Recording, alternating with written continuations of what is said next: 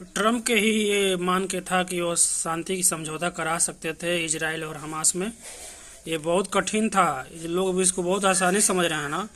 विश्व का ऐसा कोई नेता नहीं है जो शांति से समझौता करा सकता था इजराइल और हमास में, क्योंकि ये बहुत खतरनाक लड़ाई हुई थी, 2 साल से चल रही थी।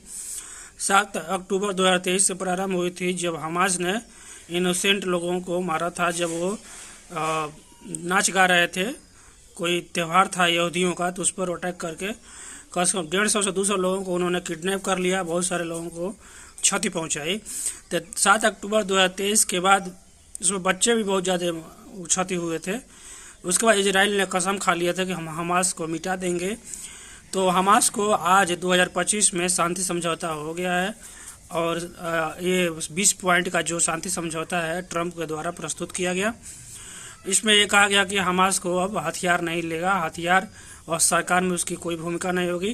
फ़लस्तीन में महमूद अब्बास का नेतृत्व है, वहाँ के वो जो कर्ता धर्ता हैं, इस समय मुखिया हैं। और हमास ने कह दिया कि अब सरकार में वो नहीं चलाएगा, अब महमूद अब्बास चलाएंगे और उनकी मंत्रिमंडल चलाएगी। और इजराइल ने 20 पॉइंट में जो था, ये सबसे प्रमुख था कि हमास को हथियार से हटाना है, हमास हथियार नहीं अब यूज करेगा। तो इजराइल ने इसकी कसम भी खाई थी। ट्रम्प के ही मान के था कि वह मिडिल ईस्ट में समझौता करा सकते हैं। इसमें कतर और इजिप्ट की भूमिका भी मुख्य है, और इजिप्ट की राजधानी शर्म अल शेख में ये मीटिंग हुई है। 20 से ज़्यादा देशों ने प्रतिभाग किया है। भारत की ओर से विदेश राज्य मंत्री ने इसमें भाग लिया है। भारत ने कह दिया है कि हम सभी प्रकार के शांति समझौते का समर्थन करते हैं। और इससे एक और उम्मीद जगी है कि यूक्रेन रसिया का युद्ध भी अब जल्दी ही समाप्त होने का आ गया है समय। देखिए, युद्ध से कुछ नहीं मिलता है, व्यापार होना चाहिए। मिडिल ईस्ट में अब स्थायित्व आएगा, फ़लस्तीन का पुनर्निर्माण होगा, वहाँ के लोगों को राहत मिलेगी। बड़ी संख्या में फ़लस्तीनी लोग अब वापस आए हैं अपने देश को, और बहुत सारे वहाँ से डिस्प्लेसमेंट हो गए थे, डिसलोकेट हो गए थे, पुनः वो रीलोकेट हो रहे हैं अपने फ़लस्तीन में। तो ये ट्रम्प के ही मान के था, और इसलिए ट्रम्प को नोबेल पीस प्राइज़ की देने की मांग की जा रही है।